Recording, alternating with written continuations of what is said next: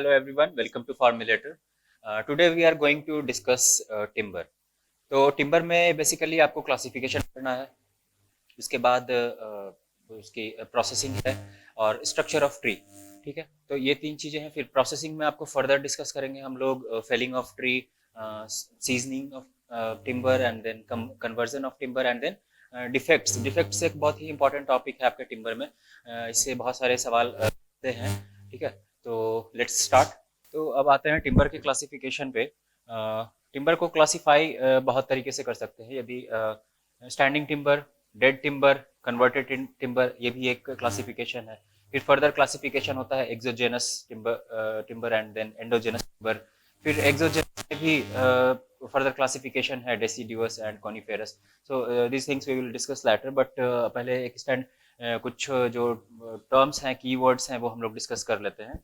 तो basically standing timber, जो living condition में टिम्बर्स होंगे उनको स्टैंडिंग टिम्बर कहेंगे, जैसा कि नाम से ही पता चल रहा है। This will be in living condition. Okay, और फिर उसके बाद जब डेड टिम्बर की बात करते हैं तो आफ्टर फेलिंग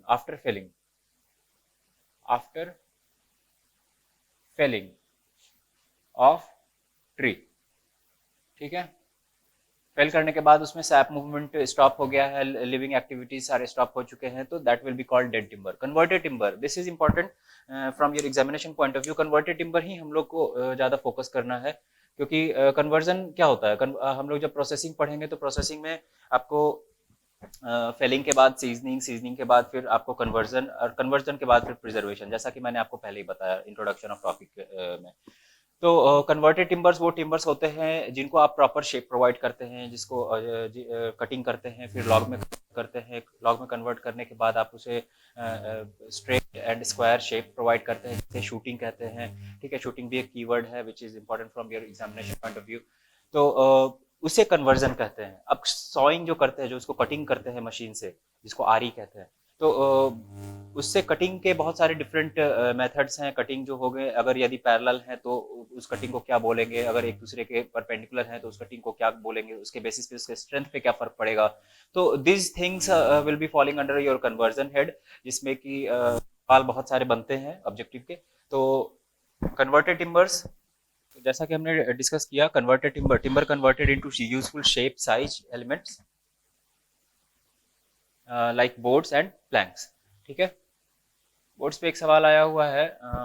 जैसे हम लोग टिम्बर को उसके डायमेंशन के बेसिस पे क्लासिफाई भी करते हैं, जैसे उसका लेंथ है, विड्थ क्या है, हाइट क्या है, हाइट बोले तो डेप्थ। तो यदि आपकी एच जो है, यानी कि depth is less than 5 centimetre and B means width is greater than 12 centimeter, then that will be known as board.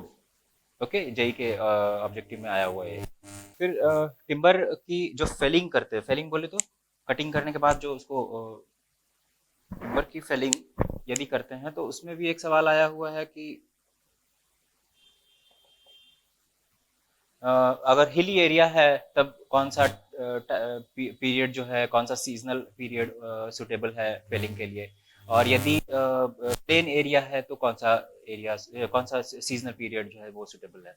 तो ऐसे ध्यान रखेंगे। ये बहुत बार पूछा हुआ है और बहुत सारे एग्जाम्स में पूछा हुआ है कि हिली एरिया की जब हम बात करते हैं तो हिली एरिया में समर सीजन में कटिंग एंड फेलिंग करेंगे। इसके पीछे रीजन है कि वहाँ पे विंटर सीजन में रेनी माहौल होता है। ओके, तो इस वजह से कटिंग और फेलिंग जो है वहाँ पे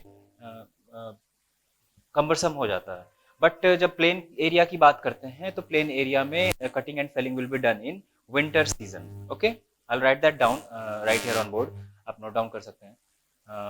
तो प्लेन एरिया में विंटर्स में इसलिए कटिंग एंड फेलिंग करते हैं क्योंकि उसका रीजन है कि ऑटम या स्प्रिंग सीजन में सैप का मूवमेंट बहुत विगोरस होता है।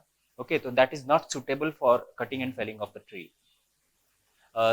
एक और तीसरा चीज भी ध्यान रखेंगे कि टिम्बर की जब या ट्री की जब कटिंग या फेलिंग करते हैं तो वो उस कंडीशन में करते हैं जब सैप का मूवमेंट विगोरस ना हो। ठीक है, तो ये कंडीशंस हैं जो कि आप ध्यान रखेंगे कटिंग के दौरान।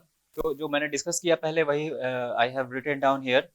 ओके, ये इंपॉर्टेंट है, इसको ध्यान रखेंगे। आप स्क्रीनशॉट ले लेंगे ताकि आपको नोट डाउन करने की जरूरत नहीं पड़े, टाइम बहुत सेव हो जाएगा आपका। फेलिंग हिली एरिया में डिस्कस किया हमने कि that will be done in summer, because winters में क्या होता है कि रेनफॉल होता है, तो that will make the cutting and felling process very cumbersome. और जब प्लेन एरिया की बात करते हैं तो विंटर्स में कटिंग करते हैं, ओके क्योंकि स्प्रिंग सीजन में जो है सैप जो है विगोरस मूवमेंट में होगा। फेलिंग, और थर्ड पॉइंट ये है कि felling of tree never done in spring and autumn season because sap is in vigorous movement in spring season. Okay, तो स्क्रीनशॉट आप ले लीजिए so that you don't have to note it down. चलिए शुरू करते हैं फिर नेक्स्ट। तो अब हम लोग मूव ऑन करते हैं क्लासिफिकेशन ऑफ टिम्बर के तरफ। ओके, उससे पहले दो ऑब्जेक्टिव्स मुझे याद आ रहे हैं टिम्बर्स के, कि एक सवाल आया था कि जो बीम होते हैं टिम्बर्स के वो किस तरीके से डिजाइन करते हैं, किए जाते हैं। तो they will be always designed as laterally supported beam. Okay, laterally supported, unsupported, ये सारे स्टील स्ट्रक्चर पढ़ा होगा आपने। और एक और सवाल है जिसमें पूछा गया था कि डिफ्लेक्शन जो है स्पैन के टर्म्स में, what should be the maximum deflection if we are using timber as beam. तो that maximum deflection will be span upon 360। Okay, RCC में आपने पढ़ा होगा span by 250 for different condition, span by 350 for different condition. तो जब timber beams की बात करते हैं तो maximum deflection should be limited to span by 360। Okay, so ये दो पॉइंट्स आप लिख लेंगे। Okay, so deflection of timber beams limited to a value of span by 360, and timber beams are designed as laterally supported beams. Okay, बहुत important है objective point of view से। चलिए आगे बढ़ते हैं क्लासिफिकेशन की तरफ। तो क्लासिफिकेशन में हमने पढ़ा है कि एक्सोजेनस और एंडोजेनस होता है। तो एक्सोजेनस का मतलब क्या हुआ? क्लासिफिकेशन बहुत सारे बेसिस पे करते हैं, बट जो मेजर क्लासिफिकेशन का बेसिस है वो अभी हम लोग पहले एक बार डिस्कस कर लेते हैं। तो क्लासिफिकेशन में एंडोजेनस में वो ट्रीज आते हैं जो कि endogenous means growing inwards. Okay, जैसे bamboo, palm and cane. these are not suitable for structural use, means you cannot use them as load bearing structures, beams and all.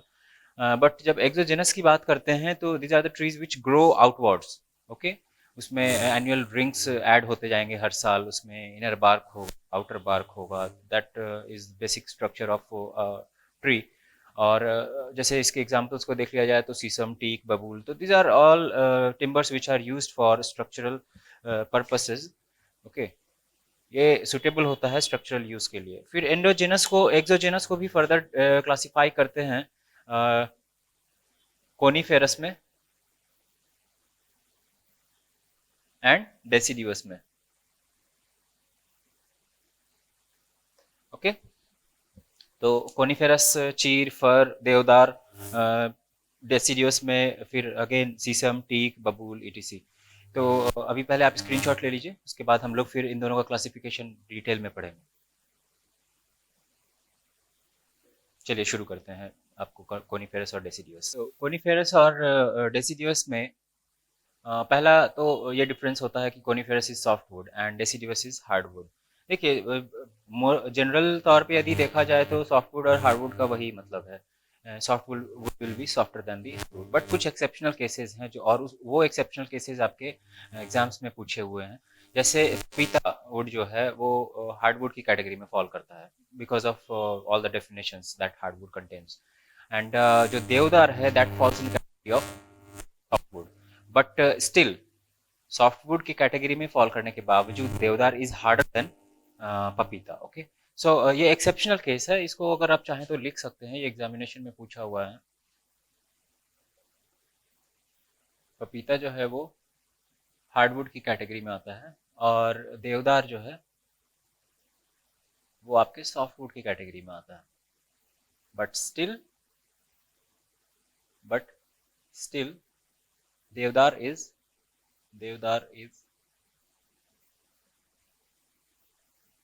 Harder than पपीता। Okay, statement and assertion, statement वाले जो questions होते हैं assertion reason वाले, उसमें ये एक बार आया हुआ है। ओके, चलिए आगे बढ़ते हैं। तो कोनिफेरस और डेसिडियस में कि सॉफ्ट वुड है, हार्ड वुड है। ये सॉफ्ट वुड और हार्ड वुड अपने आप में दो अलग क्लासिफिकेशंस हैं। सॉफ्ट वुड होगा कि उसका कलर लाइट होगा, उसका वेट कम होगा, फिर उसके बाद जो है इसमें इसकी स्ट्रेंथ भी कम होगी, इसकी स्ट्रेंथ ज़्यादा होगी, मॉड्यूलर इलास्टिक मॉड्यूलस इसमें कम होगा, इसमें ज़्यादा होगा। ठीक है, तो हम लोग चार्ट के फॉर्म में इसको पढ़ लेते हैं। कोनिफेरस के जो लीव्स होते हैं they will be needle shaped leaves, and deciduous के जो लीव्स होंगे they will be broad shaped leaves. Coniferous will be evergreen plants और trees, and deciduous will not be evergreen. ये बेसिक क्लासिफिकेशन है। सॉफ्टवुड और hardwood को मैं अलग हेडिंग में इसलिए लिख रहा हूँ क्योंकि उसमें कुछ एक्सेप्शनल केसेस आ जाते हैं, तो you should not be confused. Okay, softwood and hard would, ये क्लासिफिकेशन बहुत इंपॉर्टेंट है आपके लिए। तो सॉफ्टवुड और हार्डवुड को हम लोग टेबुलर फॉर्म में पढ़ते हैं। कलर जो है इसका लाइट होगा सॉफ्टवुड का, इसका डार्क होगा। वेट यदि करें softwood, weight will be less, light weight होगा। Hardwood will be more, more means heavier, it will be heavier. Okay, इसकी डेंसिटी ऑब्वियस सी बात है, अगर वेट कम है, वेट फॉर गिवन वॉल्यूम अगर कम है तो density will be less, and this will be more. Strength soft wood में अलोंग द स्ट्रेंथ तो काफ़ी होती है, but across the strength, across the grain जो स्ट्रेंथ है वो थोड़ी कम होती है। ओके, ग्रेन्स की बात जब करें हम तो आगे हम लोग पढ़ेंगे स्ट्रक्चर ऑफ टिम्बर। यहाँ पे थोड़ा सा समझ लीजिए कि if this is the timber, okay, so इसमें आपने देखा होगा कुछ ऐसे स्ट्रक्चर्स होते हैं, ऐसे दिखते हैं, ये these are the grains. Okay, कुछ कुछ टिम्बर्स ऐसे भी होते हैं जिनका ग्रेन वेल डिफाइंड नहीं होता है। ओके, लाइक दिस, इस पे फिर वार्निश हम लोग अप्लाई करते हैं तो क्या होता है, दिस ग्रेन्स बिकम हाईलाइटेड और एस्थेटिकली बहुत ही प्लीजिंग होते हैं वो देखने में। Okay, these are called grains. तो अगर अलोंग द ग्रेन्स की बात करें तो अगर this is the loading condition, तो इसमें जो स्ट्रेंथ हम लोग मेजर करेंगे that will be along the grain. But if loading condition जो है हमारी अगर इस तरह से हो जाएगी कुछ, ओके, तो this will B strength across the grains. ये अलोंग द ग्रेन और अक्रॉस द ग्रेन की बात हो रही है। तो स्ट्रेंथ इसमें अगर बात करें तो good strength along grains, along grains. But जब हम बात करें हार्डवुड की तो along and across, along and across grains strength will be good, grains strength will be good, strength is good. Okay, फिर आते हैं modulus of elasticity. Modulus of elasticity softwood में कम होगा, और जब हार्डवुड की बात करते हैं तो उसमें modulus of elasticity will be higher, less, इसमें मोर। फिर आते हैं एनुअल रिंग्स। एनुअल रिंग्स होते हैं जब स्ट्रक्चर ऑफ ट्री पढ़ेंगे, आप लोग को पहले से भी जानकारी होगी कि एनुअल रिंग्स होते हैं जब हर साल एक रिंग जो है वो ऐड होता है एक्सोजेनस ट्रीज में। एक्सोजेनस वो होते हैं जो which grow towards outward direction, तो उसमें हर साल एक रिंग ऐड होता है, उसको कहते हैं एनुअल रिंग। एनुअल रिंग का इस्तेमाल करके आप ट्रीज के एज का भी पता कर सकते हैं। ओके, तो एनुअल रिंग्स इसमें सॉफ्ट वुड में डिस्टिंक्ट होते हैं। Distinct means they will be clearly visible, distinct means clearly visible,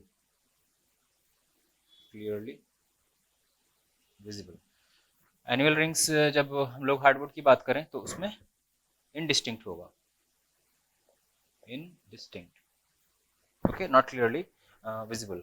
अच्छा, मेडुलरी रेज, इसके बाद एनुअल रिंग्स के बाद हम लोग मेडुलरी रेज पढ़ेंगे। तो medullary rays are basically responsible for strength, क्योंकि यदि हम देखें कि if these are the annual rings and these are the medullary rays, तो ये मेडुलरी रेज क्या करते हैं, medullary rays in annual rings को बांध कर रखने की कोशिश करते हैं, बांध कर रखने का काम करते हैं, जिसके वजह से स्ट्रेंथ इंड्यूस होता है ट्रीज में। ओके, तो जहां मेडुलरी रेज विजिबल होंगे ज्यादा, वहां पे स्ट्रेंथ ज्यादा होगी।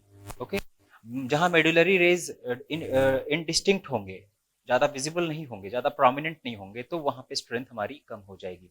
तो यहाँ पे हम एनुअल रिंग की बात कर रहे हैं, एनुअल रिंग इसमें डिस्टिंक्ट होगा, इसमें इनडिस्टिंक्ट होगा, बट मेडुलरी रेज इसमें इनडिस्टिंक्ट होगा। ओके, तो इनडिस्टिंक्ट होने की वजह से क्या होता है, if that is not clear, that is not clearly visible, if that is not very much prominent medullary ray, then strength will be less. Okay, तो स्ट्रेंथ जो है हमने इसमें देखा कि लेस है, मॉड्यूलस ऑफ इलास्टिसिटी भी उसी वजह से लेस है। तो ये चीज आप बिल्कुल ध्यान रखेंगे, इन दोनों में आपको कंफ्यूज नहीं होना है। इनडिस्टिंक्ट एंड इसमें डिस्टिंक्ट। अगर इन चारों मैट्रिक्स की बात कर लें तो this is the most important thing. वो अगर पूछेंगे आपसे तो हार्डवुड में मेडुलरी रेज का डिस्टिंक्शन या इनडिस्टिंक्शन ही पूछेंगे, तो it will B distinct and this is responsible for providing greater strength, okay, and greater modulus of elasticity. Resinous की बात करें, रेजिन्स क्या होते हैं, रेजिन्स होते हैं जब ट्रीज को आपने कहीं देखा होगा कि ट्रीज को कट करने के बाद उसमें से कुछ ट्रांसपेरेंट मटेरियल लीक आउट होता है, okay, and they get hardened after some time, तो वो हमारा रेजिन होता है। तो यदि रेजिन अवेलेबल है टिम्बर में तो उसमें फायर कैचिंग की प्रोबेबिलिटी ज़्यादा होगी, ठीक है। लेकिन यदि रेजिन नहीं है तो उसमें फायर जो है वो ज़्यादा इफेक्ट नहीं क्रिएट कर पाएगा, ओके, वो नॉन रिफ्रैक्टरी हो जाएगा। तो रेजिनस मीन्स, अगर हम सॉफ्टवुड की बात करें तो yes it contains resin, but hardwood की बात करें तो no, it does not contain resin. फिर रिफ्रैक्टरी, रिफ्रैक्टरी का क्या मतलब होता है, materials which will be easily catching fire और which will not be catching fire at all, तो इसको क्लासिफाई करते हैं रिफ्रैक्टरी और नॉन रिफ्रैक्टरी में। ओके, तो रिफ्रैक्टरी मटेरियल वो होते हैं which will not be easily catching fire, okay, and जो नॉन रिफ्रैक्टरी होते हैं that will be catching fire easily. इसमें इट मीन्स कि रिफ्रैक्टरी की बात करें यदि तो soft wood will be non refractory, non refractory मतलब catch fire easily, catch fire easily. लेकिन अगर हम हार्डवुड की बात करें तो this will be refractory, refractory material, okay, means not catching fire easily, not catching fire easily.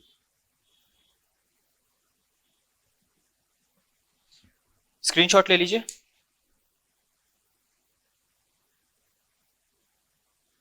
चलिए आगे बढ़ते हैं। तो स्ट्रक्चर ऑफ टिम्बर की जब हम बात करते हैं तो ये 6 कंपोनेंट्स होते हैं उसमें, pith, heartwood, sapwood, cambium layer, inner bark and outer bark. तो पिथ क्या होता है, पिथ होता है इनर मोस्ट पोर्शन जो होता है, ठीक है, इनर मोस्ट पोर्शन होता है वो पिथ कहलाता है। और इसको अगर लोकेशन की बात करें, पिथ जो है वो इनर मोस्ट पोर्शन होता है और consists of cells and tissues, okay, that provided nourishment during young age. Pith जो है डेड पोर्शन होता है। हर्टवुड क्या है, हर्टवुड वो एनुअल रिंग है which surrounds the pith, okay, annual ring surrounding the pith. और इसका फंक्शन यदि बात करें तो heartwood provides rigidity and stiffness, provides rigidity and stiffness।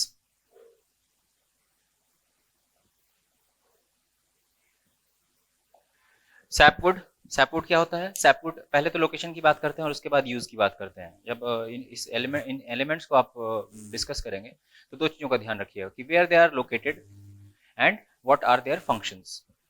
Sapwood वो वुड होता है जो हार्टवुड और कैम्बियम लेयर के, ऐसे डिफाइन कर सकते हैं कि हार्टवुड जो है वो, सैपवुड जो है that is the portion of the timber that is located between heartwood and cambium layer. Sapwood का फंक्शन क्या होता है, सैपवुड रिसेंट ग्रोथ में, रिसेंट एक्टिविटीज में पार्टिसिपेट करता है। जो वाटर एंड न्यूट्रिएंट्स का मूवमेंट होता है ट्रंक्स के थ्रू, वो सैपवुड के थ्रू ही होता है। डायग्राम देख लेंगे हम लोग। दिस इज पिथ। इसके बाद इसके चारों तरफ एक ये रिंग, पहला जो रिंग होगा inner most ring, that will B heartwood. Okay, इसके बाद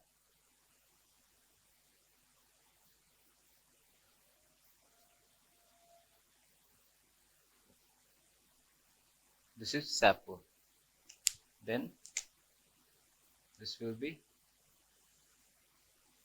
cambium layer. Okay, then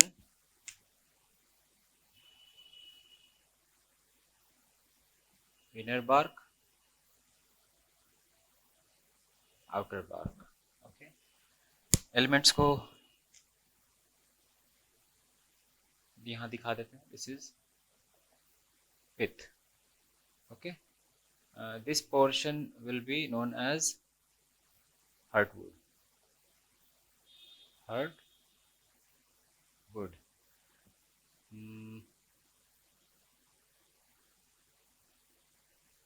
ऐसे समझिए ताकि okay, then this portion will be known as sapwood. Sapwood क्या था, डिस्कस किया हमने अभी कि this will take part in recent activity. Okay, this will be responsible for the further growth. Cambium layer, cambium layer क्या था, cambium layer है, पहले तो लोकेशन की बात करते हैं। दिस इज लोकेटेड बिटवीन, या this is that portion of timber which present between sapwood and inner bark. ठीक है, और दूसरी बात कि cambium layer is that sapwood, that portion of timber that has not been converted into sapwood yet। ये वो portion है जो सैपवुड में अभी तक कन्वर्ट नहीं हुआ है। Okay, this will be the cambium layer.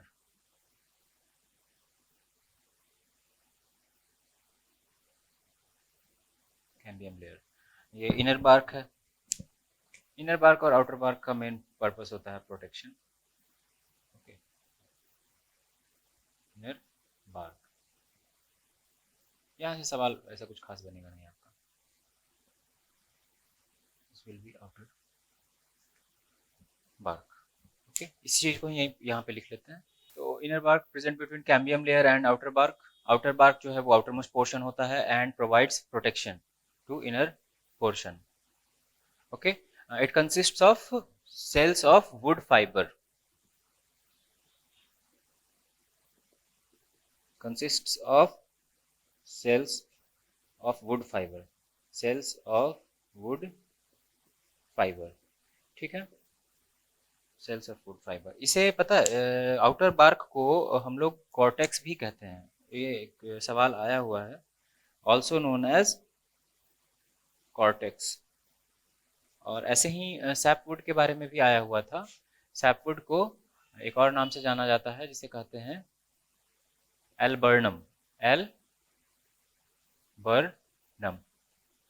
एल्बर्नम।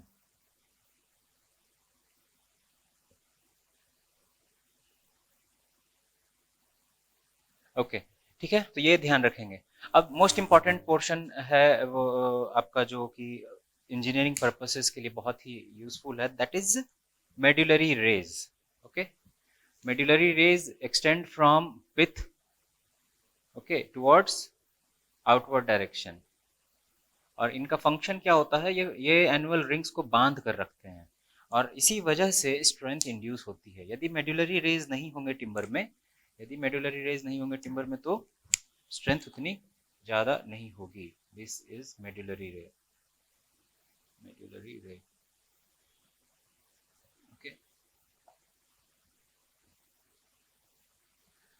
तो आप स्क्रीनशॉट ले लीजिए इसका।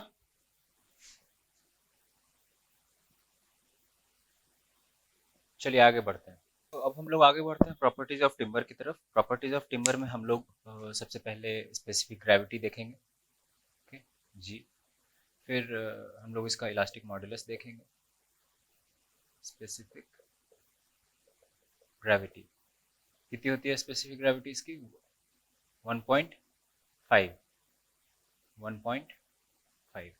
अच्छा, modulus of elasticity, modulus of elasticity की बात यदि करें तो इसकी मॉडुलस ऑफ इलास्टिसिटी हो जाती है 0.5 to 1 into 10 to the power 4 mega pascal. अगर रेफरेंस के लिए यदि आप याद रखना चाहें तो स्टील का याद रख लीजिए, याद होगा ही आपका, E is equals to 2 into 10⁵ mega pascal. Okay, उससे आप इसे रिलेट करके याद कर लेंगे। फिर उसके बाद जब हम आगे बढ़ते हैं तो थर्ड पॉइंट हो जाता है इसका ratio tensile to compressive strength. Compressive strength तो अलोंग द जो टेंसाइल और कंप्रेसिव स्ट्रेंथ की बात करते हैं हम लोग, अलोंग ग्रेन्स बात कर रहे हैं हम लोग, तो जिसमें टेंसाइल स्ट्रेंथ हमेशा कंप्रेसिव स्ट्रेंथ से ज़्यादा होगा। तो फिर हम आते हैं आगे, resistance against cutting and sawing across the grains. तो resistance against cutting across the grain is 3 to 4 times higher, 3 to 4 times higher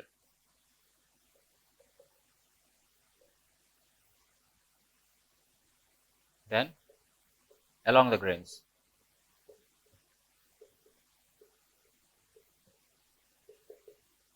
okay फिर जो वेट हम लेते हैं टिम्बर का, उसके लिए मॉइस्चर कंटेंट वेल डिफाइंड है कि मॉइस्चर कंटेंट शुड बी 12%। ये भी ऑब्जेक्टिव में आपके आया हुआ है इंजीनियरिंग सर्विसेज में भी और जेई के पेपर में भी।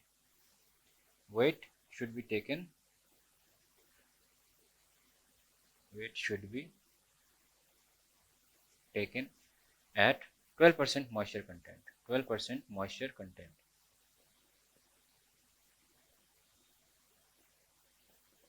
यदि अगर हम टिश्यूज की बात करें, सेल्स की बात करें, वुडन सेल्स की बात करें, तो if this is the wall of the cell, तो ये कैविटी है। ओके, ये पहले तो ये जो है अपना वॉल है सेल का,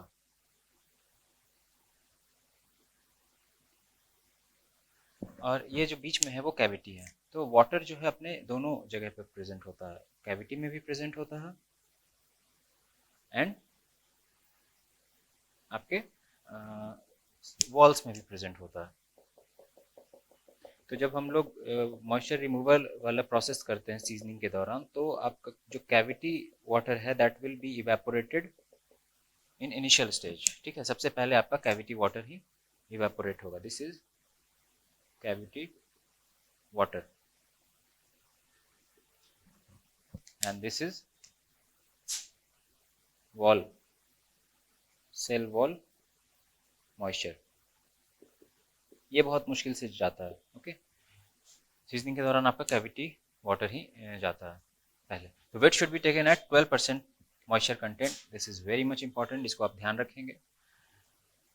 और फिर हम आगे बढ़ते हैं। श्रिंकेज से सवाल आता है आपका। श्रिंकेज जब टिम्बर की हम बात करते हैं तो there are 3 kind of shrinkage. पहला श्रिंकेज होता है सर्कम्फरेंशियल, दूसरा होता है रेडियल और थर्ड होता है लॉन्गिट्यूडनल। तो इसमें भी सवाल आया हुआ है एक बार कि which shrinkage will be more. Okay, तो सबसे ज़्यादा जो श्रिंकेज होता है that will be along the circumference, और सबसे जो लीस्ट श्रिंकेज होता है that will be along the length of the timber. Okay, यदि हम एक ऐसा टिम्बर कंसिडर करें, इसकी लेंथ ये है, this is the cross sectional area. Okay, and this is the cross sectional area, and अगर हम इंडिकेट करें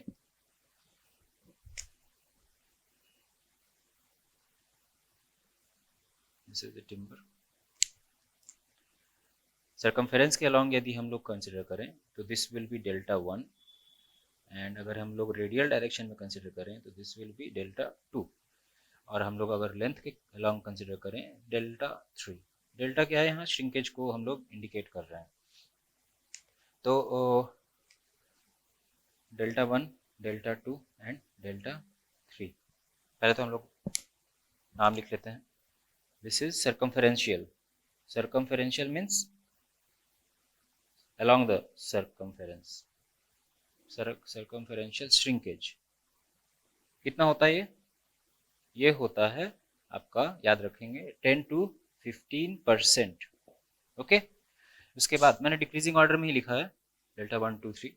फिर उसके बाद से Δ2 की बात करें तो this is radial shrinkage. Radial shrinkage means along the radius, along the radius। तो इसकी वैल्यू कितनी होती है, इसकी वैल्यू होती है 5%। ओके, एक आध % अलाउंस ले लीजिए ऊपर नीचे, that is a different thing. फिर डेल्टा 3 की बात करें यदि, तो डेल्टा 3 आपका हो जाएगा longitudinal along the length, okay, longitudinal shrinkage, and this is along the length, और ये इसकी वैल्यू जो होगी दैट विल बी 0.1%। मतलब आप देख पा रहे हैं यहाँ पे कि सबसे ज़्यादा श्रिंकेज जो होगा वो सरकमफेरेंस के अलोंग होगा, और सबसे कम श्रिंकेज जो होगा वो लेंथ के अलोंग होगा। ये सवाल आया हुआ है आपका, ये ध्यान रखेंगे, ये सवाल के तौर पे आया हुआ है, ठीक है। वुड इज ऑर्थोट्रॉपिक, एक और पॉइंट है जो कि आप ध्यान रखेंगे, ऑब्जेक्टिव के तौर पे आ सकता है, which of the following properties are correct about wood, उसमें एक पॉइंट ये दे सकते हैं, फिर उसके बाद ABCD ऑप्शन करके 1 2 1 3 1 4 1 2 3 4 ऐसे करके वो सवाल पूछ सकते हैं। तो this are the properties of timber, इसका स्क्रीनशॉट ले लीजिए आप लोग। चलिए आगे बढ़ते हैं, प्रोसेसिंग ऑफ टिम्बर की तरफ हम लोग आगे बढ़ते हैं। प्रोसेसिंग ऑफ टिम्बर में क्या क्या करते हैं, ऐसे याद रखिए, felling, then seasoning, again conversion, and then preservation, most important. इससे भी बहुत सवाल बनते हैं आपके, ठीक है। हम लोग चारों टॉपिक को हम लोग बिल्कुल डिटेल में पढ़ेंगे। तो अगर पहला देख लें फेलिंग, तो फेलिंग में क्या है, फेलिंग के लिए सबसे पहले ध्यान ये रखना है कि proper maturity should be achieved in the timber, okay, proper maturity should be achieved in the timber. अब proper maturity most of the trees का कब आता है, 15 to 50 ईयर्स के अराउंड में, ठीक है। अब ये चीज़ें हमने पहले भी डिस्कस की हुई है, बट चूंकि हम लोग प्रोसेसिंग और फेलिंग की बात कर रहे थे, एक बार फिर से डिस्कस कर लेते हैं। पहली बात तो कि felling is done at sufficient maturity, और sufficient maturity will be depending upon the type of tree की, कौन से ट्री की हम बात कर रहे हैं। 15 to 50 ईयर्स तक ये एज एक्सटेंड करता है। फिर उसके बाद felling never done in autumn and spring. इसके पीछे क्या रीज़न बताया था मैंने, कि इस दौरान में, इस सीजन में, इस सीजनल पीरियड में SAP will be in vigorous movement. तो उससे उस दौरान यदि आप फेलिंग करते हैं ट्रीज की, तो there will be undesired properties induced in the timber, and that will be making it unfit for engineering purposes. Hilly area में फेलिंग जो करते हैं वो हम लोग समर में करते हैं, क्यों, क्योंकि winters hilly area will receive very high rainfall. फिर हम again we will be talking about the plain area. इन एरिया में फिर वही हो जाएगा, felling is done in winter because in autumn sap in vigorous movement. और यहाँ पे समर में सबसे बड़ी प्रॉब्लम ये होती है कि इवेपोरेशन जो होगा फेलिंग के बाद, तो that evaporation will be uncontrolled, जिसकी वजह से डिफेक्ट्स आते हैं, ठीक है। डिफेक्ट्स में हम लोग तो अलग से पढ़ेंगे, डिस्कस करेंगे। फिर उसके बाद फेलिंग में और कोई पॉइंट तो ऐसा है नहीं। एक पॉइंट और बनता है आपका, अंडर मैच्योर्ड और ओवर मैच्योर्ड से एक सवाल आया हुआ है कि यदि अंडर मैच्योर्ड है फेलिंग के दौरान, अंडर मैच्योर्ड यदि सफिशिएंट मैच्योरिटी नहीं आई है और आपने उसकी फेलिंग कर दी, तो अंडर मैच्योर्ड में क्या होगा कि will contain more sapwood, will contain more sapwood. तो उससे क्या होगा, उससे होगा कि जो सैपवुड है वो एक्चुअली करंट एक्टिविटी में पार्टिसिपेट कर रहा होता है, तो उसमें मॉइस्चर कंटेंट बहुत हैवी होता है, तो it will be causing further decay of the timber, पहली बात। दूसरी बात कि सैपवुड यदि प्रेजेंट है टिम्बर में, तो that will make the entire timber soft, okay. So engineering purposes से ये सुटेबल नहीं होगा। इस तरह से ओवर मैच्योर्ड में भी कुछ इश्यूज हैं। ओवर मैच्योर्ड यदि होगा टिम्बर, तो उसकी इलास्टिसिटी कम हो जाती है, ओके, और वो कुछ हद तक डिकेड भी होता है, तो इस वजह से भी ओवर मैच्योर्ड टिम्बर्स को हम लोग यूज़ नहीं करते हैं। सफिशिएंट मैच्योरिटी की बात हमने कर ली, 15 to 15 years depending upon the tree, okay. तो इसका स्क्रीनशॉट ले लीजिए, फिर will be moving towards seasoning. चलिए आगे बढ़ते हैं। तो अब हम आगे बढ़ते हैं सीजनिंग की तरफ। फेलिंग हमारा हो गया। सीजनिंग में करते क्या हैं हम लोग बेसिकली, कि मॉइस्चर कंटेंट को रिड्यूस करने की कोशिश करते हैं, ओके, और जो रिक्वायरमेंट है अपना उसके उस वैल्यू तक हम लोग इसको लेकर आने की कोशिश करते हैं। तो सीजनिंग में आपके बहुत सारे मेथड्स हैं, एक आर्टिफिशियल मेथड है और एक नेचुरल मेथड है। तो नेचुरल मेथड में क्या करते हैं कि वो जो एयर में हम लोग उसको छोड़ देते हैं, ठीक है, और शेड के अंदर, ताकि जो एक यूनिफॉर्म टेम्परेचर जितना हो सके वो मेंटेन हो सके। बट इसमें फिर भी अनइक्वल ड्राइंग होती है, unequal removal of moisture, unequal rate of evaporation depending upon seasonal period. तो इस वजह से क्या होता है कि इसमें डिफेक्ट्स आने के चांसेस ज़्यादा होते हैं। पहला डिमेरिट ये है, और दूसरा डिमेरिट ये है कि इसमें टाइम पीरियड बहुत ज़्यादा लगता है। Time period in terms of years, okay, 2 to 3 years, okay. तो इसमें बहुत छोटा सा टॉपिक है ये, जिसे आपके सवाल भी नहीं बनते हैं। मेन आपका आर्टिफिशियल सीजनिंग से सवाल बनेगा। तो नेचुरल सीजनिंग में जैसा कि मैंने आपको बताया, moisture removal is uncontrolled, okay, and time taking होता है ये। Non uniform rate of moisture removal time taking में आप लिख सकते हैं कि it will be in terms of 2 to 4 years, okay. लेकिन आप जब आर्टिफिशियल सीजनिंग की बात करते हैं तो we are talking about weeks, okay, 2 weeks, 3 weeks, 4 weeks, depending upon which method we are using.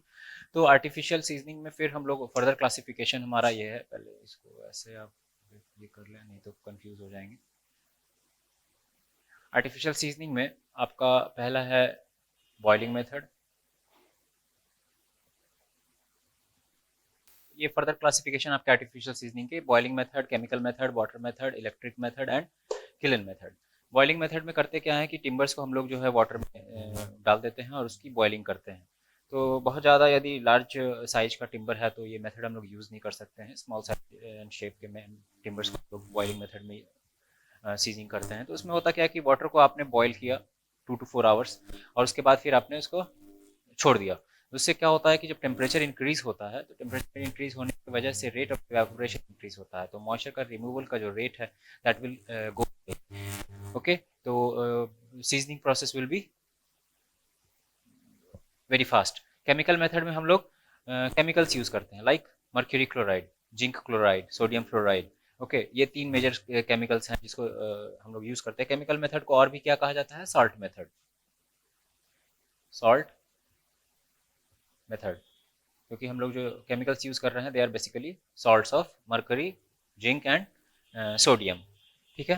फिर वाटर मेथड में हम लोग क्या करते हैं? वाटर मेथड में ये बहुत पुराना मेथड है, इसमें कुछ डिमेरिट्स भी आते हैं, कुछ डिफेक्ट्स भी आते हैं टिम्बर में। इसमें वाटर फ्लोइंग रिवर में हम लोग टिम्बर्स को प्रॉपर ओरिएंटेशन में ले डाउन कर देते हैं। जो हायर क्रॉस सेक्शनल एरिया होगा that will be towards the upstream side, and lower surface area will be towards the downstream side, ठीक है। और उसमें फिर इसकी सीजनिंग होती है। Sap wood will be removed because of higher speed towards the downstream side. वो एक सक्शन क्रिएट करता है, सैप वुड रिमूव होगा and that will be replaced by moisture. तो मॉइस्चर को तो फिर हम लोग रिमूव कर लेते हैं बाय नेचुरल ड्राइंग। फिर इलेक्ट्रिक मेथड में ये थोड़ा नॉन इकोनॉमिकल मेथड है, बहुत ही कॉस्टली होता है, और इसका इस्तेमाल किया जाता है बहुत स्मॉल शेप एंड साइज के जो टिम्बर्स होते हैं लाइक प्लाईवुड्स, उनको ये सीजनिंग करने के लिए। उसमें हम लोग हाई अल्टरनेटिंग करंट यूज़ करते हैं, हाई फ्रिक्वेंसी, जिसकी वजह से हीट प्रोड्यूस होता है टिम्बर में, और rate of evaporation will be increased. Kiln method सबसे इंपॉर्टेंट है आपका। किलन मेथड में को हम लोग जो है थोड़ा सा डिटेल में डिस्कस करेंगे। ये सबसे इंपॉर्टेंट है, बाकी सब जगह से सवाल आने के चांसेस कम है, ठीक है। बॉइलिंग मेथड ने जो डिस्कस किया वो मैंने लिख दिया। Timber put in water and boiling done for 3 to 4 hours, rate of evaporation increases because of boiling and moisture removal speeds up. लेकिन इसमें एक डिमेरिट भी है। इसमें डिमेरिट ये है कि it affects the strength, it affects the strength and elasticity of timber, okay। Chemical method में हमने क्या डिस्कस किया था? केमिकल मेथड में हमने डिस्कस किया था कि इसमें हम लोग सॉल्ट्स यूज करते हैं। कौन कौन से? Mercury chloride, ZnCl and NaF। chemicals are used for seasoning। Water method में क्या है? वाटर मेथड में एक डायग्राम ध्यान रखेंगे आप लोग। This is the flowing river, okay, this is the flowing river. तो इस ओरिएंटेशन में हम लोग टिम्बर को यहाँ पे ले डाउन करते हैं ताकि higher cross sectional area will be on upstream side, okay, and lower cross sectional area will be towards the downstream side, उससे होगा क्या कि A1V1 बर्नौलीज इक्वेशन को अगर हम लोग इस्तेमाल करते हैं, कंटिन्यूटी इक्वेशन की बात करें, तो उस हिसाब से A1V1 इक्वल्स टू A2V2, यहाँ पे जो है एरिया ज़्यादा है, वेलोसिटी कम होगी, जो वाटर एंटर करेगा, यहाँ पे एरिया कम है, वेलोसिटी ज़्यादा हो जाएगी, it will cause removal of sapwood, ठीक है, एक सक्शन क्रिएट हो जाता है, और सैपवुड रिमूव होकर रिप्लेस किससे हो जाता है, वाटर से। तो उसको हम लोग फर्दर ड्राइंग कर लेते हैं नेचुरल मेथड से, जो हम लोगों ने डिस्कस किया, that has been written down here.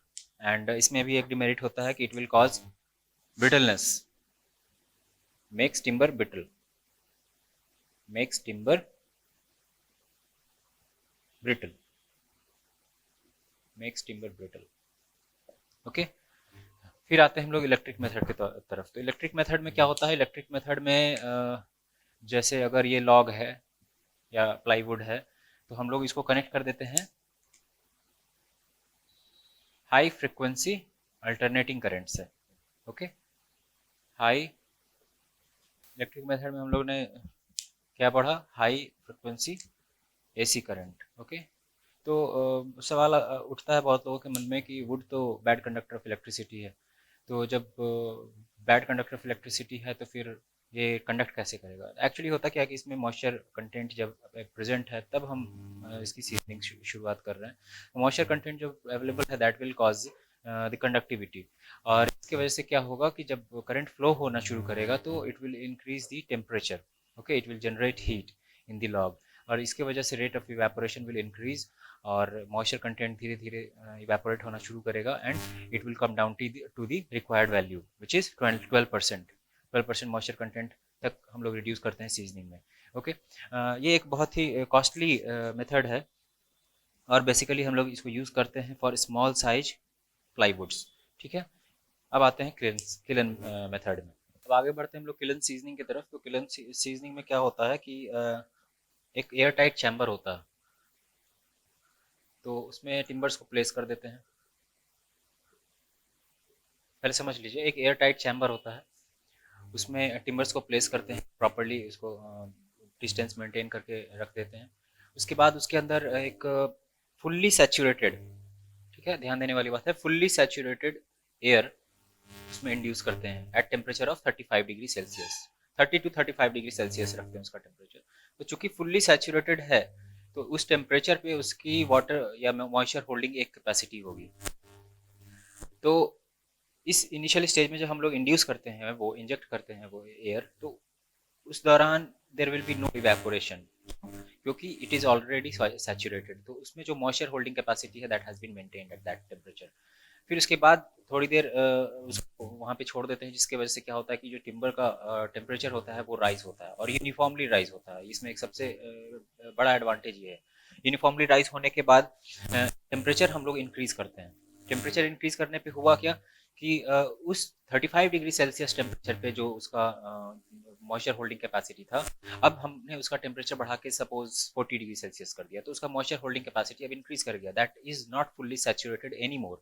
अब क्या होगा कि उसको मॉइस्चर कंटेंट चाहिए होगा। मॉइस्चर कंटेंट कहाँ से आएगा, तो बाई इवेपोरेशन ऑफ वाटर या by evaporation of moisture from the timber, तो this will cause evaporation in the timbers. तो इसकी वजह से मॉइस्चर रिमूवल होगा, और ये प्रोसेस बहुत यूनिफॉर्म होता है, there will be no chance of shrinkage.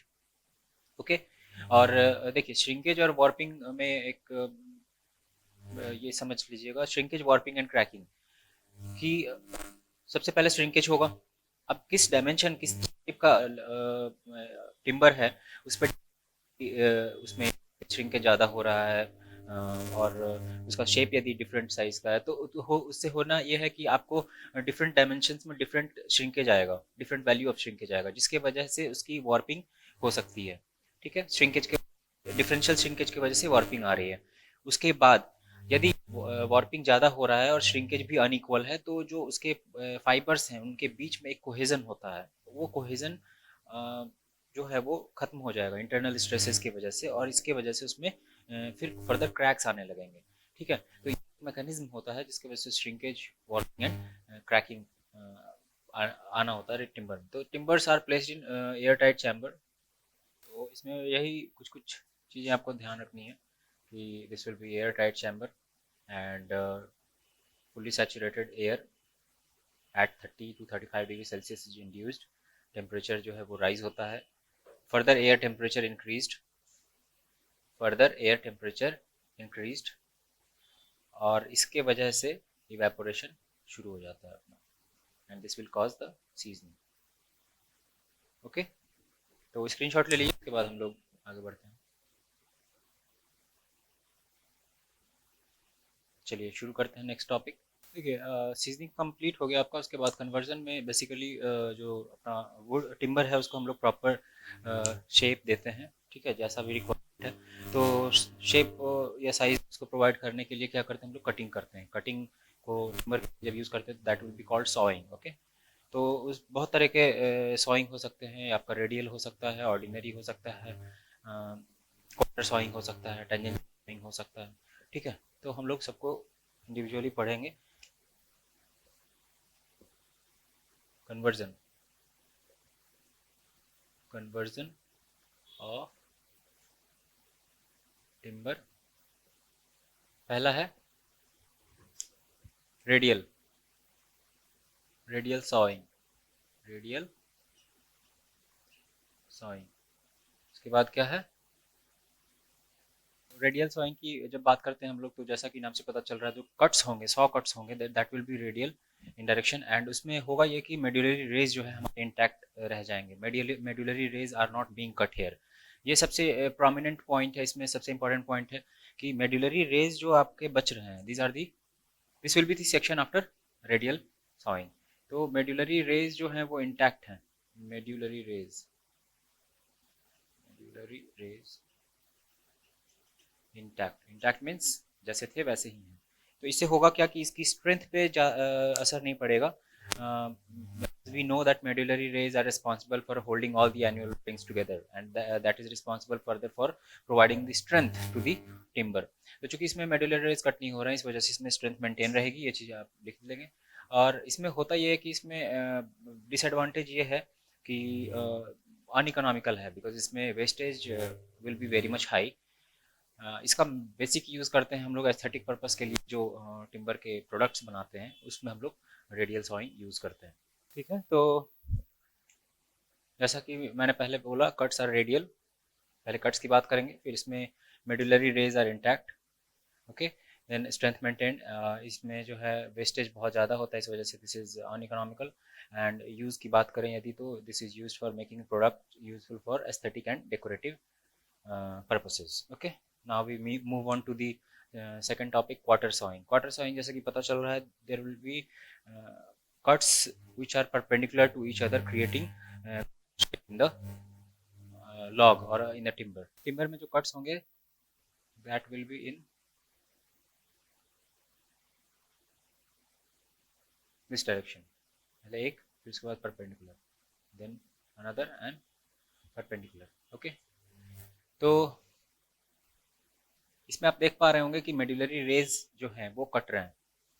तो मेडुलरी रेज जैसे ही कट जाएंगे वैसे ही स्ट्रेंथ कम हो जाएगी टिम्बर की, ठीक है। तो इसमें जो प्रोडक्ट आएगा finally, that will B somehow like this. Okay,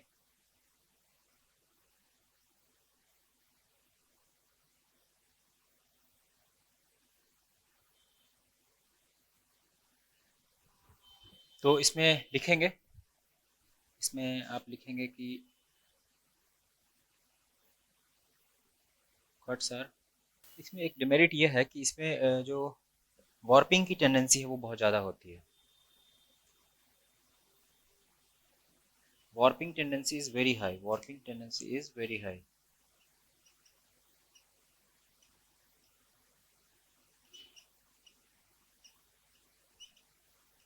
इसलिए क्या होता है, ये क्वार्टर सॉइंग तब यूज करते हैं जब ऑलरेडी मेडुलरी रेज जो है वो इनडिस्टिंक्ट है। ओके,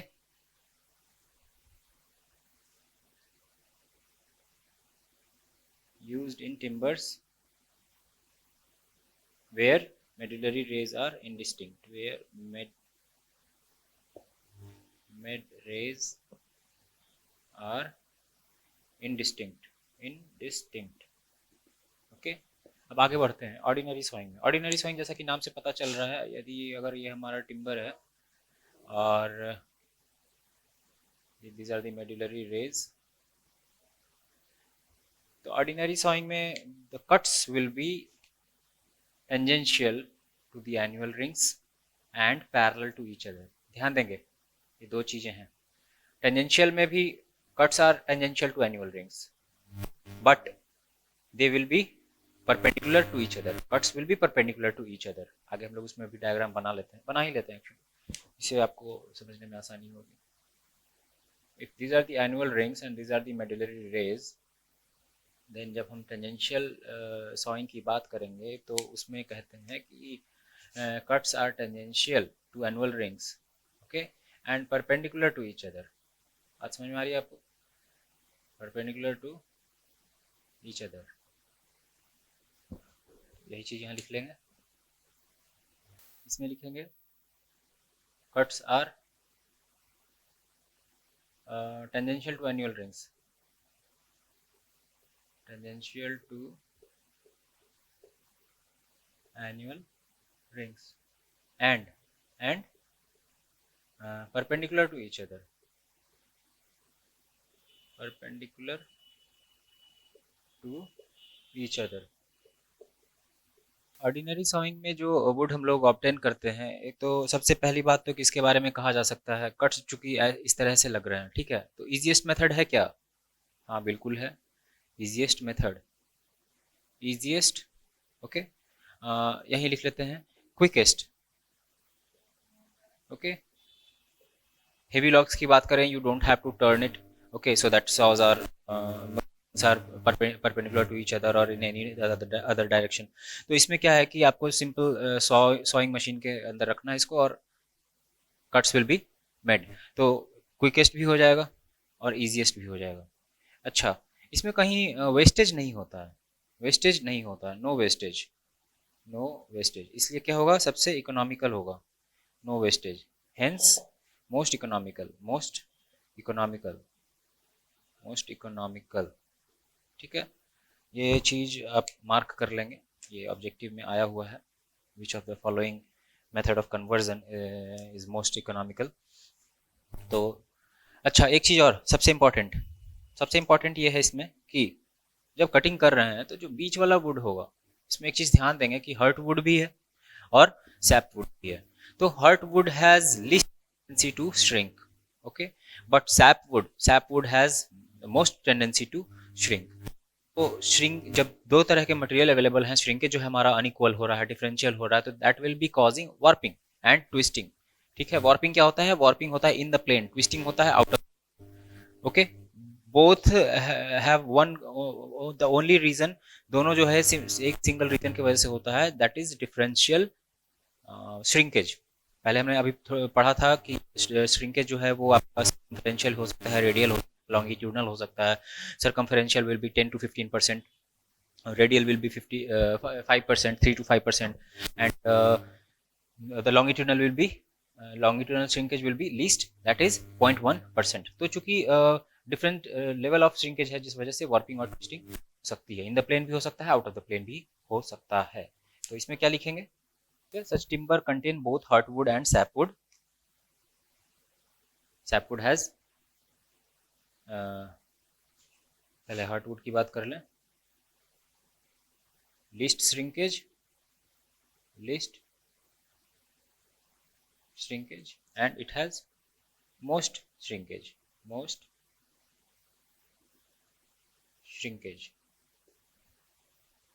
ठीक है, इसको वर्ड्स में मैंने यहाँ पे नोट डाउन कर दिया. Such timber contain both heartwood and sapwood. Sapwood की श्रिंकेज टेंडेंसी सबसे ज़्यादा होती है, हार्टवुड की श्रिंकेज टेंडेंसी सबसे कम होती है. इस वजह से डिफरेंशियल श्रिंकेज आएगा. ठीक है, डिफरेंशियल श्रिंकेज आएगा and this will cause the warping and twisting. Tangential sawing में जैसा कि मैंने आपको पहले बताया कि cuts are tangential to annual rings and perpendicular to each other. इसमें क्या होता है, इसमें भी medullary rays are being cut.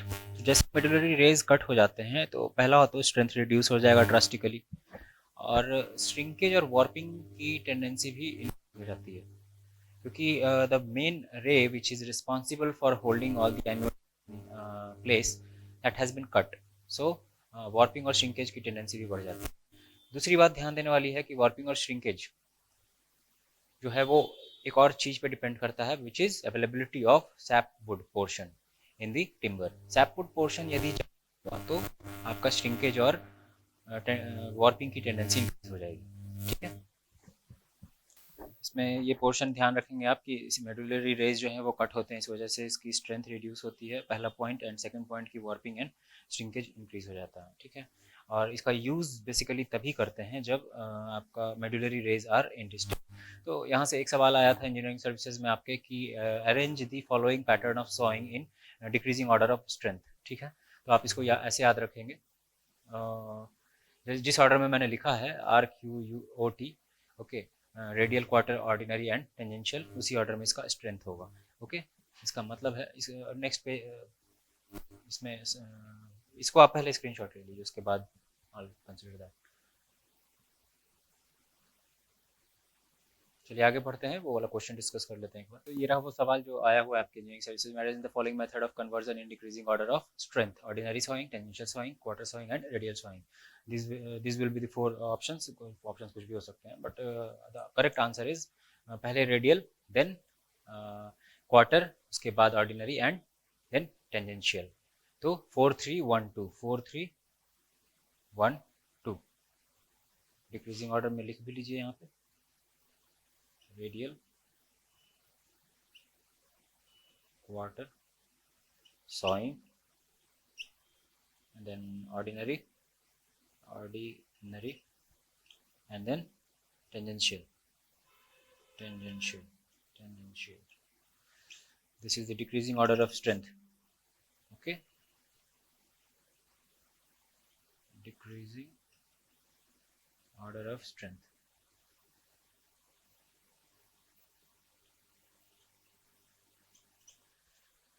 तो कह सकते हैं दिस इज स्ट्रॉन्गेस्ट वन।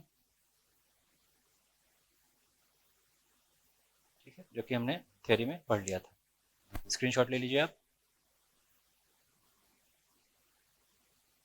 चलिए आगे बढ़ते हैं, प्रिजर्वेशन की तरफ आगे बढ़ते हैं। प्रिजर्वेशन में जो टॉपिक्स हैं बेसिकली वो जिन तरीकों से प्रिजर्वेशन किया जाता है, पहला है ASCU method, ASCU method. Second हो जाता है आपका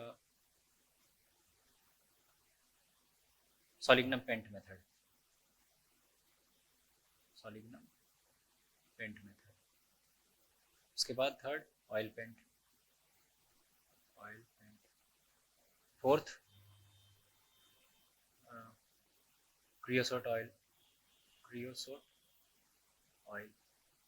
and fifth is coal tar, coal तार।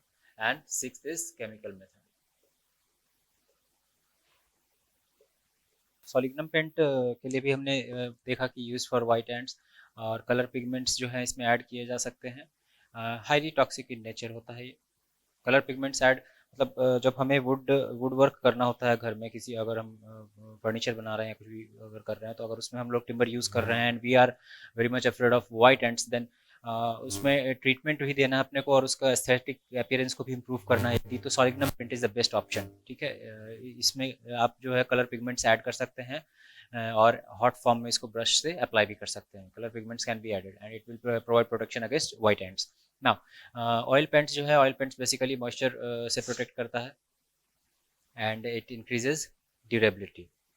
क्रियोसोट ऑयल है, ये क्रियोसोट ऑयल जो है basically destructive distillation of coal tar से बनता है। ठीक है, तो उसके डिस्ट्रक्टिव डिस्टिलेशन करके जो हम क्रियोसोट ऑयल पा लेते हैं, तो that is basically in form of liquid. वो नॉन वोलाटाइल होता है, हाइग्रोस्कोपिक होता है। नॉन हाइग्रोस्कोपिक का मतलब हुआ कि it will not absorb moisture.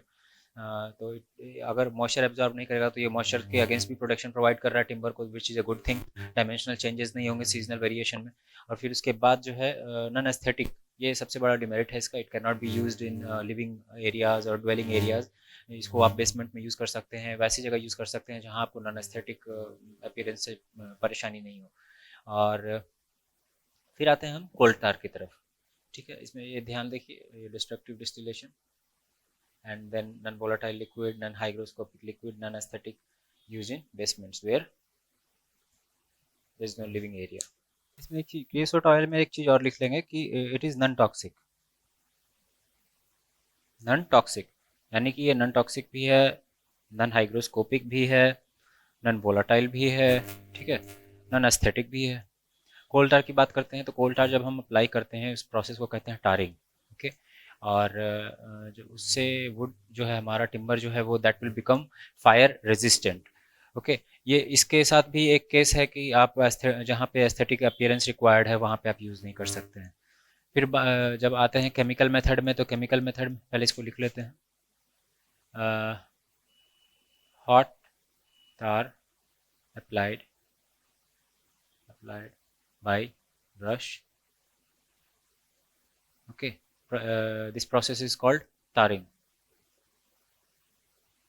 This process is called tarring and it makes timber fire resistant, not used where aesthetic, मतलब इसको लिख सकते हैं नॉन एस्थेटिक है, नॉन एस्थेटिक शॉर्ट में। नाउ आते हैं अब केमिकल मेथड पे। तो केमिकल मेथड में क्या करते हैं, बेसिकली वाटर सॉल्युबल कुछ सॉल्ट्स होते हैं जिसका इस्तेमाल करते हैं हम लोग। दो तीन केमिकल्स हैं जिनका नाम याद रखेंगे, water soluble salts used as preservative. Chemical method में जो सॉल्ट्स यूज़ करते हैं वो ये याद रखेंगे आप, mercury chloride, zinc chloride, copper sulphate, ठीक है। ये तीन मेजर हैं, these are water soluble salts, water borne salts भी कहते हैं इसको, ठीक है। तो अब आप स्क्रीनशॉट ले लीजिए इसका।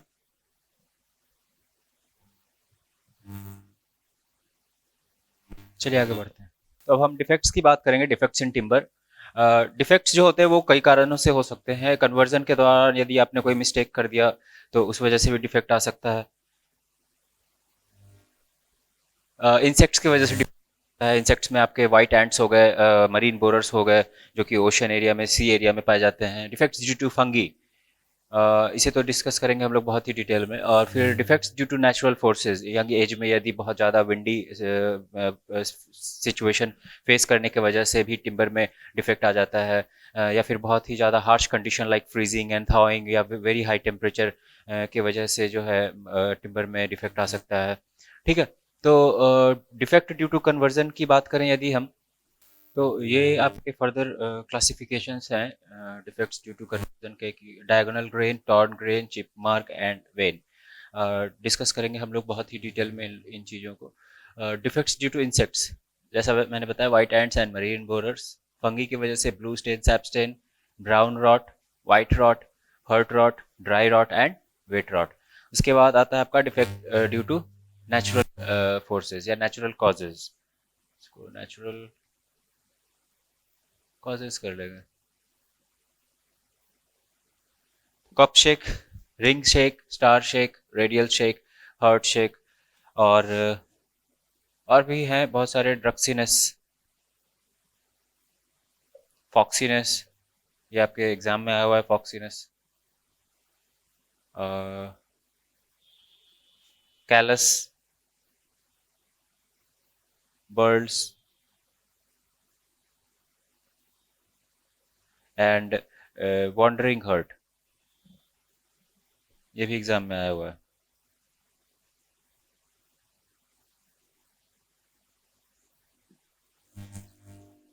ओके, तो आप स्क्रीनशॉट लीजिए, फिर हम लोग डिटेल में डिस्कस करेंगे। चलिए आगे बढ़ते हैं। तो डायगोनल ग्रेन्स क्या हुए? Diagonal grains are the marks which are produced due to improper sawing on a straight grained surface.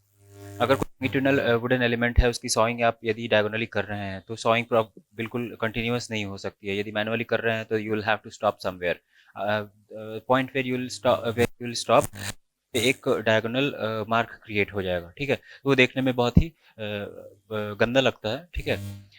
It looks like a defect. Second आ जाए, torn grain.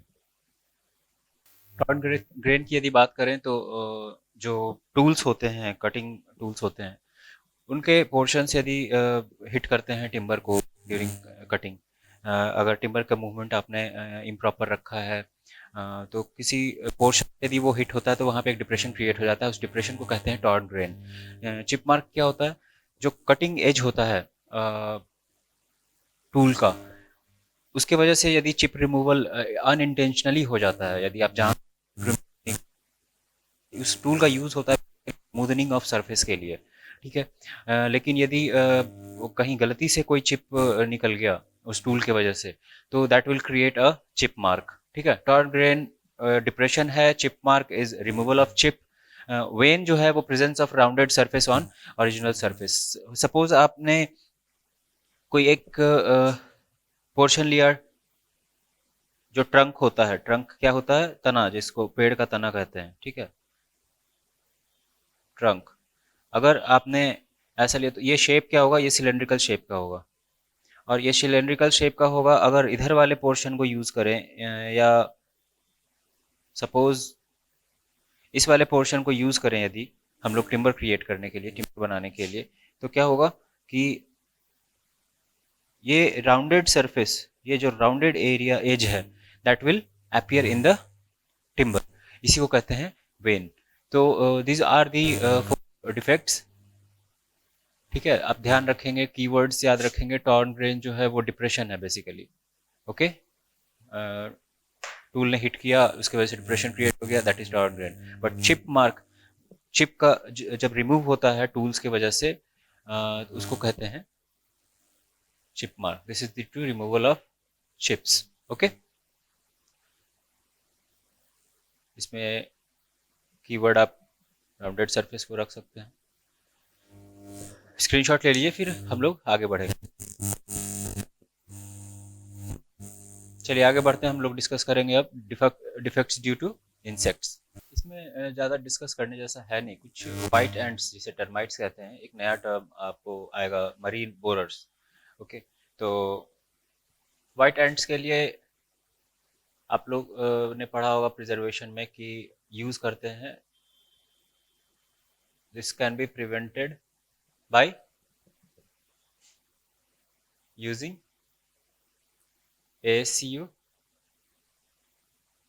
and Solignum paint, okay, Solignum paint।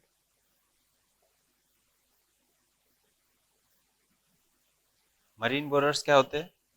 Marine borers basically C area में पाए जाते हैं, जो waffles होते हैं, जहाँ पे आपके शिप्स जो हैं वो, या छोटे छोटे नाव आकर हार्बर करते हैं, तो वो they are based on pillars, and they are based on wooden pillars, क्योंकि वो इजी टू ड्राइव होते हैं।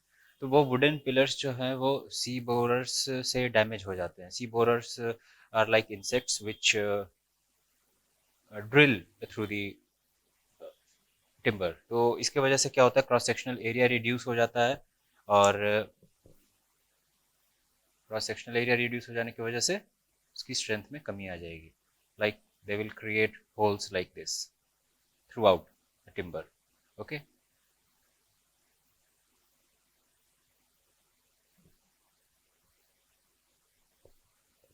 Found in sea area, sea area, okay. Keywords आप लोग ध्यान रखेंगे, ठीक है। these are found in the sea area, bores are created in timber, these are the bores, ठीक है, continuous होते हैं, due to which the cross sectional area will reduce, and further that will reduce the strength of the timber। एक और defect है, एक और insects है, ये बीटल्स, ये भी एक्चुअली एक इंसेक्ट ही है, जो कि पिन होल्स की तरह डिफेक्ट्स क्रिएट करता है टिम्बर में। जब सरफेस प्रिपेयर होता है, आप टिम्बर को कट करते हो और अंदर पिन होल्स होते हैं, तो वो surface that is not suitable for receiving any treatment, और वो आपका उसका लुक भी बहुत बुरा आता है। तो okay, pinhead like holes, okay, and it reduces the appearance को ये बहुत ही drastically affect करता है। तो स्क्रीनशॉट ले लीजिए, then we will move on to the next। आगे बढ़ते हैं। जो मैंने चार्ट बनाया था डिफेक्ट्स का, उसमें मैं सीजनिंग मेंशन करना भूल गया था। डिफेक्ट्स ड्यू टू सीजनिंग भी एक तरीके का डिफेक्ट है, जिसमें 4 डिफरेंट डिफेक्ट्स आते हैं, बो, वार्प एंड ट्विस्ट। इसको आप डायग्राम की हेल्प से ही समझ सकते हैं, ठीक है। इसको वर्ड्स के टर्म में नहीं लिखवाया जा सकता है। बो की जब हम बात करेंगे तो appearance will be something like this। तो ये कुछ शेप इस तरह का बन जाता है। बो में कुछ ऐसा शेप बनेगा, कप में कुछ ऐसा शेप बनेगा। देन वॉर्प में क्या होता है कि ये अपने प्लेन से बाहर की तरफ डिस्टॉर्ट हो जाता है, और ट्विस्ट में तो ये स्पाइरल डिस्टॉर्शन होता है, spiral distortion of fibres, spiral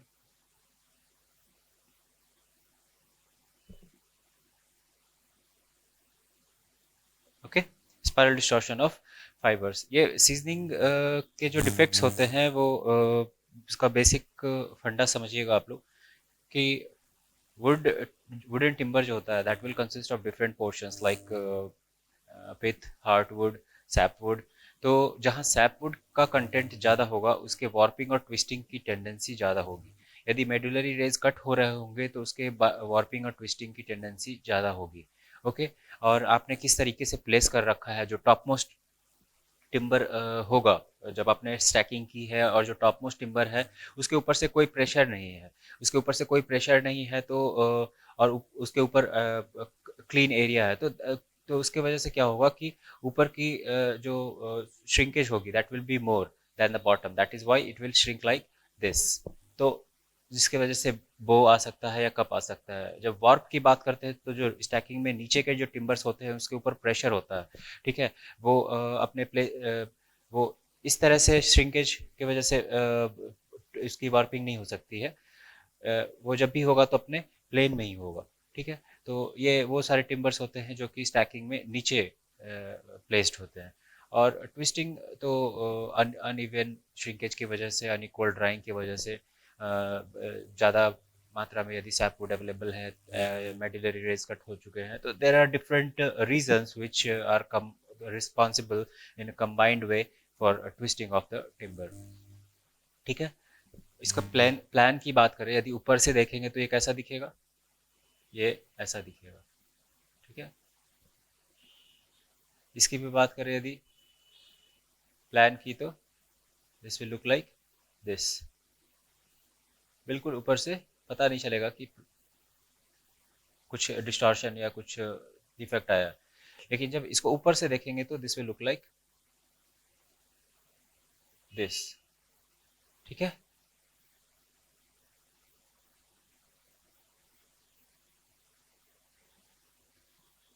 this is plan, इसका स्क्रीनशॉट ले लीजिए।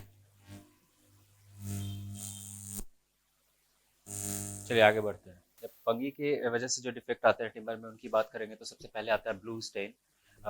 फंगी जो है वो डिफरेंट पोर्शंस ऑफ टिम्बर पे फीड करते हैं, ठीक है। Timber consist of so many things like sapwood, फिर अगर फर्दर माइक्रोस्ट्रक्चर पे उतरे तो it will be consisting of cellulose, lignin etcetera, ठीक है। तो अगर फंगी जो है टिम्बर पे अटैक करते हैं and will be feeding on the timber, तो sometimes bluish stain appear, okay, sometimes bluish stain appear and that is called blue stain। sap stain की बात करें तो जब सैप वुड अवेलेबल है ज़्यादा मात्रा में वुड वुड में या टिम्बर में, और टिश्यू जो है जो फंगी है अपना टिश्यू पे फीड कर रहा है, सैप के टिश्यूज पे फीड कर रहा है यदि, तो सैप का चेंज हो जाएगा। यहाँ पे लिख लेंगे सैप टिश्यूज, ठीक है। सैप के टिश्यूज पे यदि फीड कर रहा है तो सैप कलर चेंज होगा and that will be causing sap stain. Brown rot और वाइट रॉट आपके एग्जाम में पूछा हुआ है, ओके। ये बहुत ही इंपॉर्टेंट है।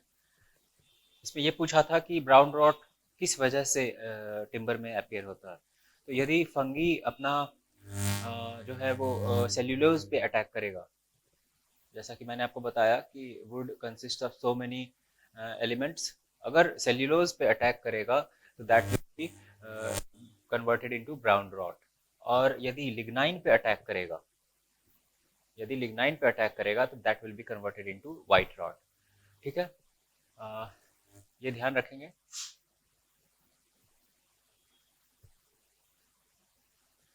अच्छा, हर्ट रॉट की बात करते हैं।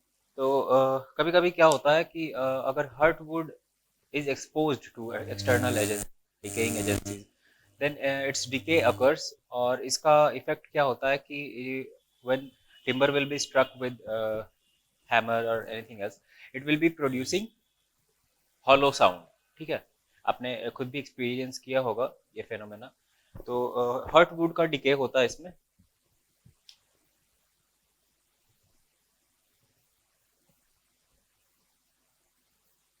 ओके, अब आइए ड्राई रॉट और वेट रॉट, ये दोनों भी इक्वली इंपॉर्टेंट हैं जितना कि वेट ब्राउन रॉट और वाइट रॉट इंपॉर्टेंट है। ओके, बहुत सवाल आए हुए हैं, मल्टीपल टाइम्स आए हुए हैं, स्टेटमेंट के फॉर्म में भी और असर्शन रीजन के फॉर्म में भी। तो ये 4 से तो सवाल आपके बनने ही बनने हैं, ठीक है। यदि डिफेक्ट से आएगा सवाल तो यहाँ 4 से में से एक सवाल आएगा ही आएगा। तो ड्राई रॉट क्या होता है? ड्राई रॉट होता है, ड्राई और वेट में डिफरेंस समझिएगा। यदि टिम्बर को आपने फेलिंग के बाद you have exposed it to rainfall and there is alternate wetting and drying condition taking place, में एक्सपोज किया, बारिश हुई, वो भीगा, फिर उसके बाद वो अपने आप ही ड्राई हो गया, फिर वापस बारिश हुई, वापस वो भीगा, तो this is called alternative waiting and drawing. तो इसके वजह से एक ग्रेइश कलर अपीयर हो जाता है टिम्बर पे, ठीक है, उसे कहते हैं वेट रॉड। अब ड्राई रॉड की बात करते हैं। सपोज आपने टिम्बर को विदाउट प्रॉपर सीजनिंग आपने एक चैम्बर में रख दिया, ठीक है, कंडीशन मॉइस्ट है, वार्म है, and there is no circulation, free circulation of air. तो ऐसे सिचुएशन, ये 3 क्राइटेरियाज यदि फुलफिल हो रहे हैं तो that will lead to decay of timber and there will be dry rot production. Okay, so due to moist warm surrounding and lack of free circulation of air, these are the 3 conditions. If they are available, dry rot will be formed. ठीक है, तो screenshot ले लीजिए आप लोग। चलिए आगे बढ़ते हैं। नेचुरल कॉजेज की वजह से cup shake, ring shake, star shake, radial shake, heart shake, इस पे भी एक बार आपके इंजीनियरिंग सर्विसेज में सवाल आया हुआ है। कप शेक में बेसिकली क्या होता है, जो एनुअल रिंग्स होते हैं उसका पार्शियल सेपरेशन होता है, ठीक है, बिल्कुल ध्यान रखेंगे, ये टर्म याद रखेंगे, पार्शियल सेपरेशन ऑफ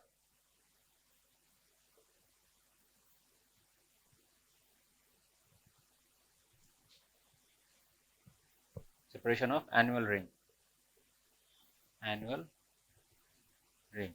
लेकिन जब रिंग शेक की बात करते हैं, that is in this situation complete separation of annual ring takes place. Okay, complete separation of annual ring.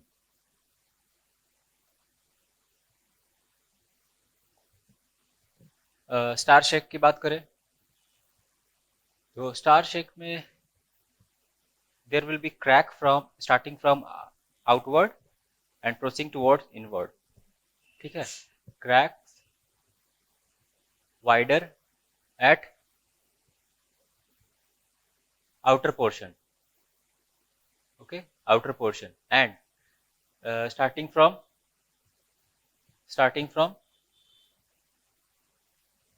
outside to inside, starting from outside and proceeding to inside.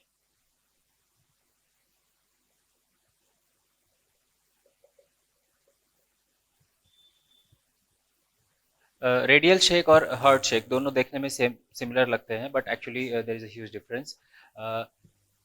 Radial shake में जो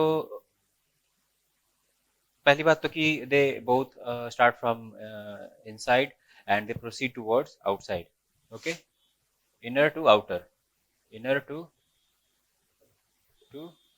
outside, okay, and they are fine, ठीक है, hair like structure,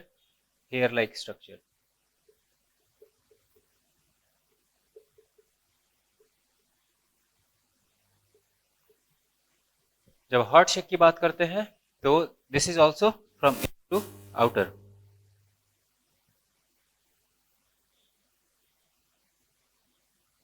but they are broad in nature.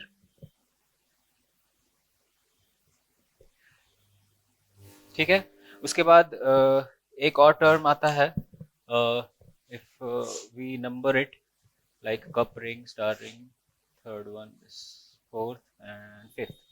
तो यदि हम बात करें six की, तो सिक्स विल बी फॉक्सीनस. ये सवाल आया हुआ है आपके इंजीनियरिंग सर्विसेज में. फॉक्सीनस क्या होता है? फॉक्सीनस में आपका यदि मार्शी एरिया है, मार्शी,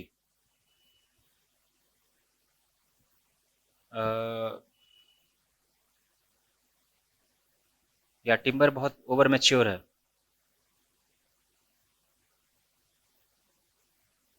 या फिर कह लें कि there is no free circulation of air, no free circulation of air,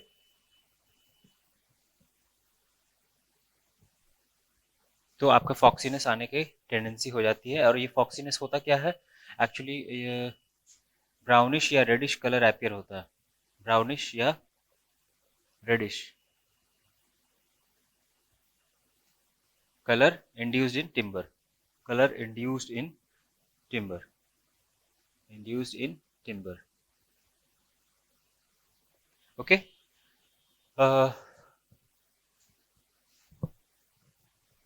तो आप स्क्रीनशॉट ले लीजिए.